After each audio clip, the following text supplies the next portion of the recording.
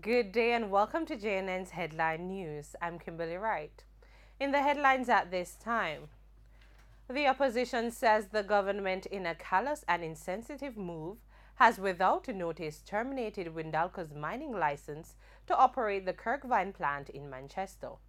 According to opposition spokesman on mining and energy Philip Paulwell, there is a deafening silence on government's approach to the potential loss of jobs at Windalco. The opposition, as well as the union representing the workers, have written to the Office of Foreign Assets Control of the U.S. Department of Treasury to intervene. He was speaking on Tuesday at a press conference at the PNP headquarters.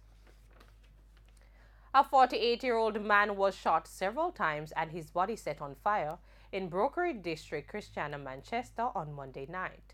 He has been identified as Patrick Elliott, a laborer from the district. Residents say they heard several explosions around 9:30 p.m. and called the police. Mr. Elliott's body was seen ablaze just outside the house he shared with family members. The Christiana police, who are investigating, have not yet released an official report on the incident.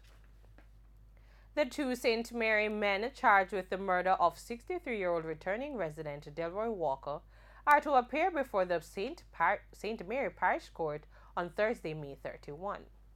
25-year-old Dwayne Barton, otherwise called Gaza, and Davian Edwards, also 25, otherwise called Ganjaman, both of Stewarttown in the parish, were charged on Wednesday, May 23. Walker was found dead with several stab wounds at his home in Rio Nuevo Resort in the parish on Friday, April 20. It is being alleged that the incident stemmed from a domestic dispute. A decision has been made to demolish one of the 6 commercial and residential buildings on King Street in downtown Kingston, which were gutted by fire Monday afternoon.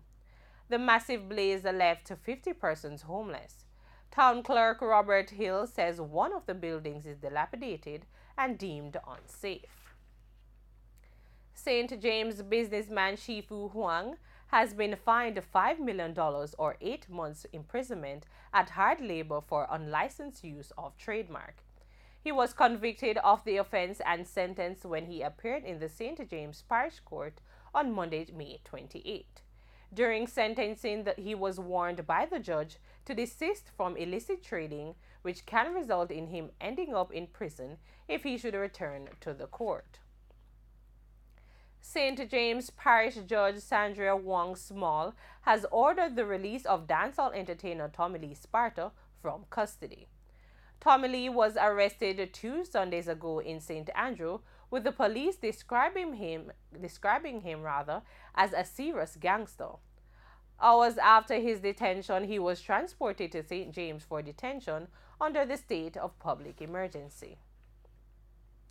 The legal sparring between the Jamaica Association of Composers, Authors, and Publishers, JCAP, and cable operators appears to have been paused temporarily. This as attorney-at-law Chuck Cameron, who represents the cable operators, has indicated that documents from JCAP remain outstanding. JCAP has been on a campaign to get cable operators to pay fees said to be owed by overseas content providers. However, one of the cable operators, Mars Cable, challenged JCAP's authority to collect these fees on their behalf. In international news, 2 policemen were killed and several injured in an eastern city of Belgium on Tuesday in what authorities are investigating as a terror attack. It is reported that around 10:30 a.m., an assailant stabbed 2 policewomen from behind before stealing their service weapons and using them on the officers. The attacker then walked through the street and opened fire on a parked vehicle, fatally wounding the driver inside.